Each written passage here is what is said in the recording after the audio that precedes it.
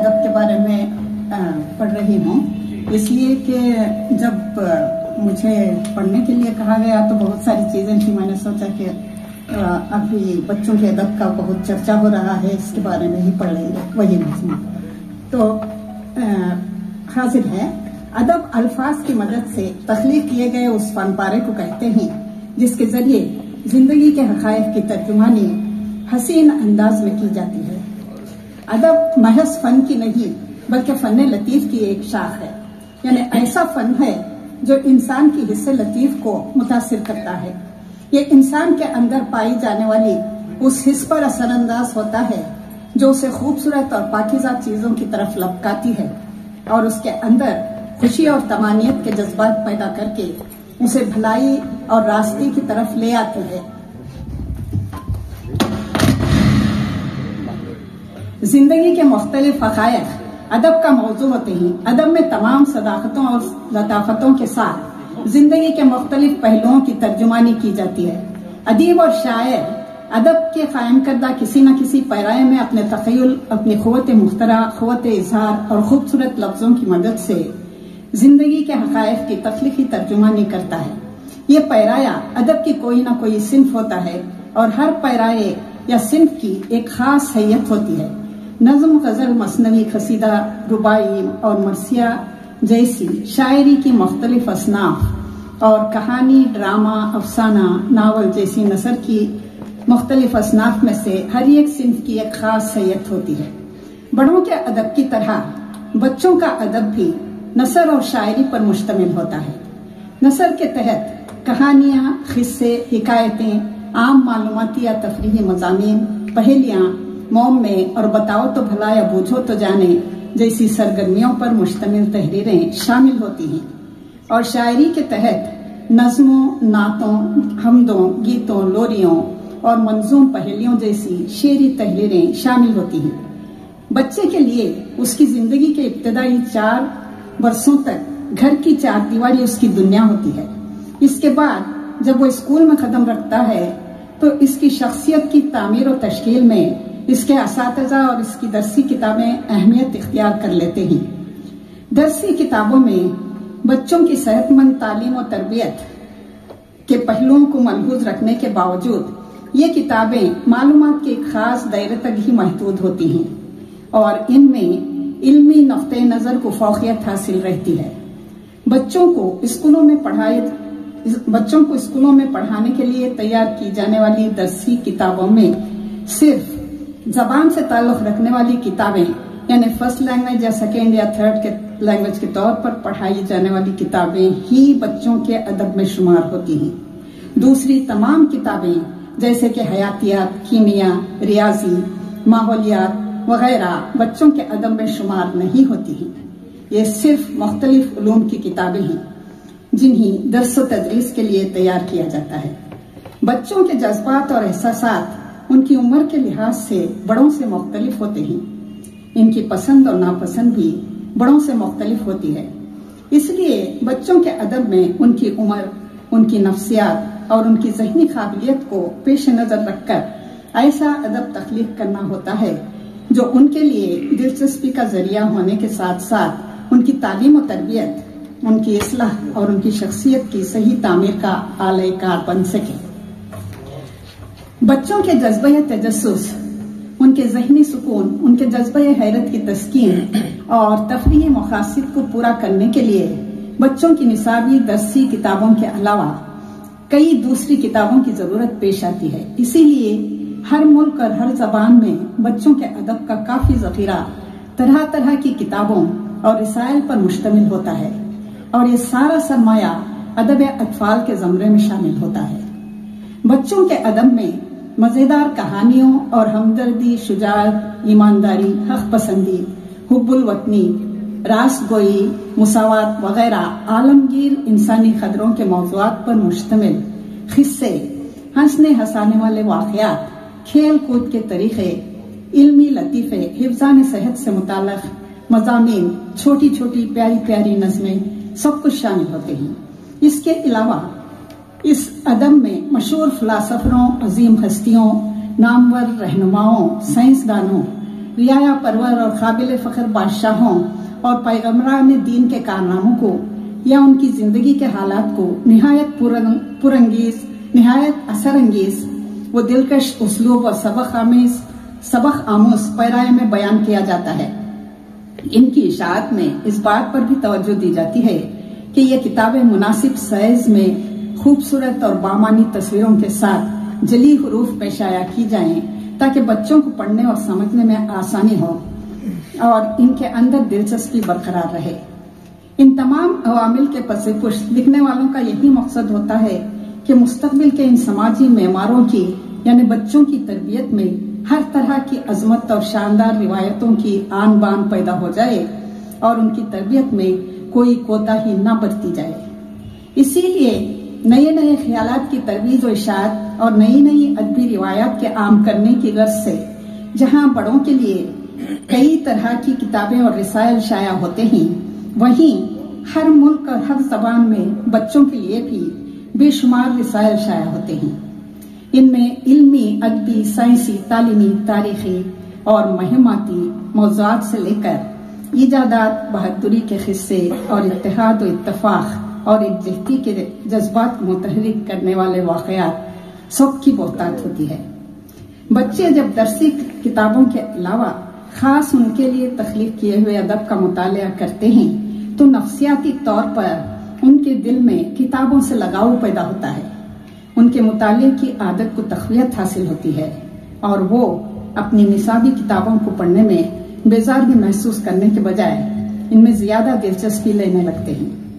इसके अलावा इनमें अच्छी माशरती और तहजीबी कदरों से वाकिफ होने और इनकी कदर कीमत को पहचानने का मादा भी पैदा होने लगता है। इस तरह अदब अतफाल के वसीले से बच्चों की ज़हनी और जज्बाती नशोनुमा सही रास्ता इख्तियार कर लेती है। इसीलिए यूरोपीय ममालिक में चिल्ड्रंस लिटरेचर यानी अदब अतफाल को बड़ी इज्जत और एहतराम की निगाहों से देखा जाता है और बच्चों की सही नशोनुमा और इनकी शख्सियत साजी में बच्चों के अदब को बहुत अहमियत दी जाती है। बड़ों के मुकाबले में बच्चों के लिए इस तरह का अदब तख्लीक करना बड़ा मुश्किल काम है। बच्चों के अदब की तख्लीक दुश्वार इसलिए है कि बच्चों के अदीब को इसकी तख्लीक करते वक्त कई बातों का खास ख्याल रखना होता है। उसे बच्चों की उम्र, उनकी उम्र के एतबार से उनके जज्बाती तकाज़ों, ज़हनी सलाहियतों और नफ्सियाती पेचीदगियों से वाकिफ होना जरूरी होता है। उसे अपनी तख्लीकात में ऐसी बातें पेश करनी होती हैं जो बच्चों को दिलचस्प लगे, उनके जज्बात को तस्कीन पहुंचा सकें और उनके जहन को गौर व फिक्र पर आमादा कर सकें। बच्चों के अदीब को इस बात पर भी तवज्जो देनी पड़ती है कि वो जिन बच्चों के लिए अदब तख्लीक कर रहा है उनकी जबानदानी की क्या सतह है। बच्चों की जबानदानी की सतह का अंदाज उमूमन उनकी उम्र के एतबार से लगाया जाता है, लेकिन उनकी जबानदानी की सतह के तय्युन में उनके माहौल को भी काफी दखल होता है। इन तमाम बातों में महारत हासिल करने के लिए जरूरी है कि बच्चों के अदीब को बच्चों की फितरत से वाकिफियत हो, उसने इनके अमल और रद्द अमल की नजाकतों और अदाओं का गहराई से मुताला और मुशाहिदा किया हो और इस बात का शऊर रखता हो कि बच्चों को अदब की सूरत में जो कुछ दिया जा रहा है क्या वो उसकी ज़हनी और जज्बाती जरूरतों, उम्र के तकाज़ों और जमाने की करवटों से मुताबिकत रखता है या नहीं। इसके अलावा बच्चों के अदीब को जिस जबान में अदब तख्लीक करना होता है उस जबान पर उसे पूरी कुदरत होनी होती है। अगर वो दूसरी किसी जबान के अदब को अपनी मतलूबा जबान में मुंतकिल कर रहा है तो इसके लिए जरूरी है कि वो उस दूसरी जबान के उसूल व क़वाइद से भी पूरी तरह वाकिफ हो।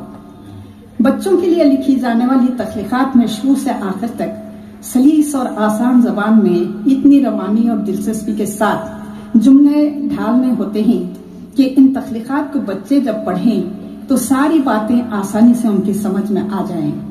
किसी भी जुमले को समझने में उन्हें किसी तरह की रुकावट महसूस न हो। बच्चों के अदीब को बाज़ औक़ात शऊरी तौर पर इस बात की कोशिश भी करनी होती है कि बच्चे की सतह समझदारी में इजाफा होता जाए। तफरीह और दिलचस्पी के साथ साथ بچے کی ذہنی اور جذباتی صلاحیتوں کی نشوونما کا سفر بھی جاری رہے اور اسے مسرت کے ساتھ بصیرت بھی حاصل ہو۔ لیکن بچوں کے ادیب کو ایسی شعوری کوششوں میں کامیابی اسی وقت حاصل ہو سکتی ہے جب وہ خود پہلے سے اپنی بات کے ہر پہلو کو اچھی طرح سے جانچ لے اور صفائی کے ساتھ اسے بچے کے سامنے پیش کرنے میں ماہر ہو۔ بہرکیف ادب اطفال کی تخلیق میں جب اتنی دشواریوں کا سامنا کرنا ہوتا ہے تو ظاہر بات ہے کہ ہر کوئی اس میدان میں کودنے کے لیے تیار ہونے کے باوجود کامیاب نہیں ہو سکتا۔ اسی لیے اردو ادب میں ابتدا سے ہی ایسے ادیبوں کی کمی پائی جاتی ہے جو ادب اطفال کی تخلیق کے کام میں ہاتھ ڈالیں۔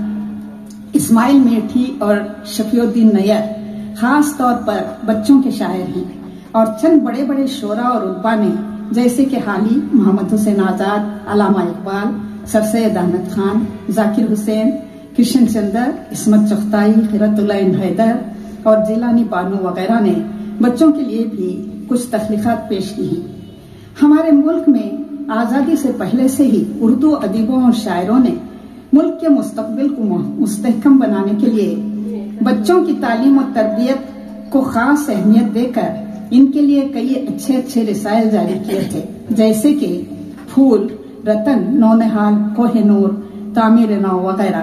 ان میں نہ صرف مواد اور مضامین کی نوعیت عمدہ ہوتی تھی بلکہ سرورق بھی نہایت دیدہ ذیل اور پرمعنی ہوتے تھے۔ آزادی کے بعد بچوں کے لیے جاری کردہ اردو رسائل جیسے کہ بچوں کی دنیا، کلیاں، پھلواری، نور، پیام تعلیم، کوثر، ٹافی، کھلونا، پرواز، ننھا، بھائی جان، بچوں کی نرالی دنیا وغیرہ بھی کافی معیاری رسائل رہے ہیں۔ آج اگر ہم اردو ادب میں موجود بچوں کے ادب پر نظر ڈالیں تو ادبی معیار اور دیگر اعتبارات سے مجموعی طور پر اس کو ہندوستان کی کسی بھی زبان کے ادب اطفال کے مقابل رکھا جا سکتا ہے۔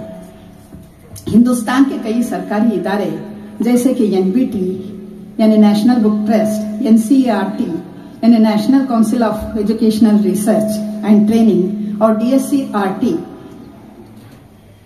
ساہتیہ اکیڈمی اور ریاستی سطح پر مختلف زبانوں کی اور ان کے ادب کی ترقی میں لگی ہوئی مختلف اکیڈمیاں بچوں کے لیے کتابیں تیار کرنے کو بے حد اہمیت دے رہی ہیں۔ NCERT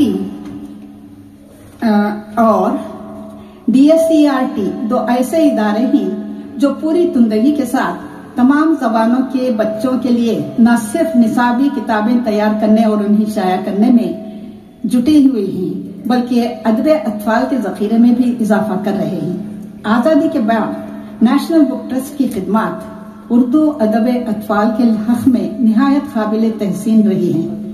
1975 کے بعد خصوصاً 10 سال کے عرصے میں اس نے نہرو بال پستکالیہ اور ذاکر حسین سیریز پروگرام کے تحت بچوں کے لیے بہت کارآمد اور مفید کتابیں شائع کی ہیں جو سائز، جلی حروف، جلی تحریر اور خوبصورت تصاویر ہر اعتبار سے بے حد معیاری ہیں۔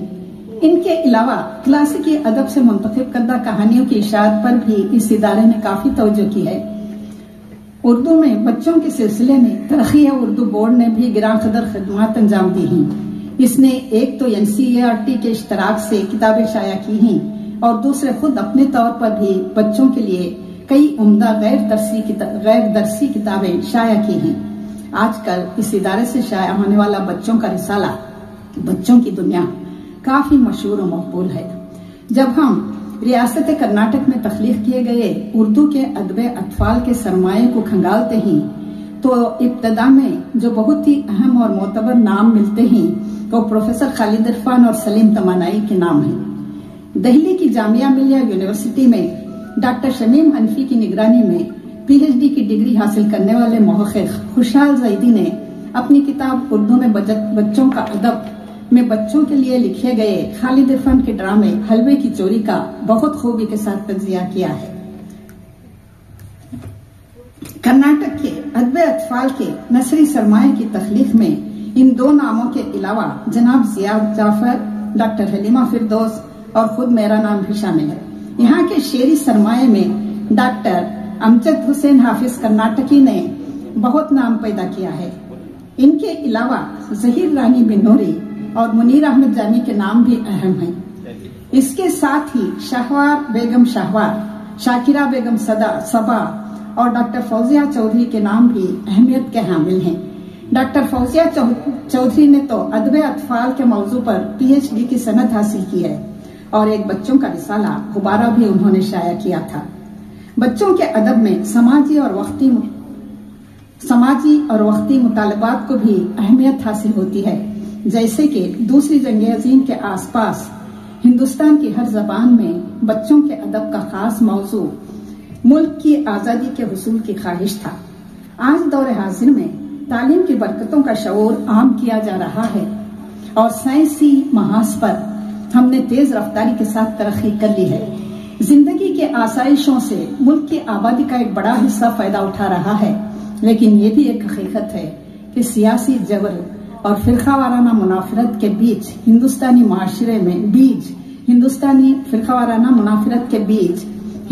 معاشرے میں جڑ پکڑ چکے ہیں۔ ہم نے انسانوں کے ساتھ ہی ساتھ زبانوں سے نفرت کرنا بھی سیکھ لیا ہے۔ توہم پرستی عام ہوتی جا رہی ہے۔ زندگی میں سادگی کے بجائے نمائش کو اہمیت حاصل ہونے لگی ہے اور تعلیم یافتہ لوگوں نے اپنی قابلیتوں کو عوام کے فائدے کے لیے استعمال کرنے سے زیادہ خود غرضی اور مادہ پرستی کی راہ میں قربان کرنا شروع کر دیا ہے۔ اس لیے آج اس بات کی شدید ضرورت ہے کہ بچوں کو یعنی ہمارے مستقبل کے علم برداروں کو ایک نئی سوچ و فکر کے ساتھ جینے کا حوصلہ سکھایا جائے۔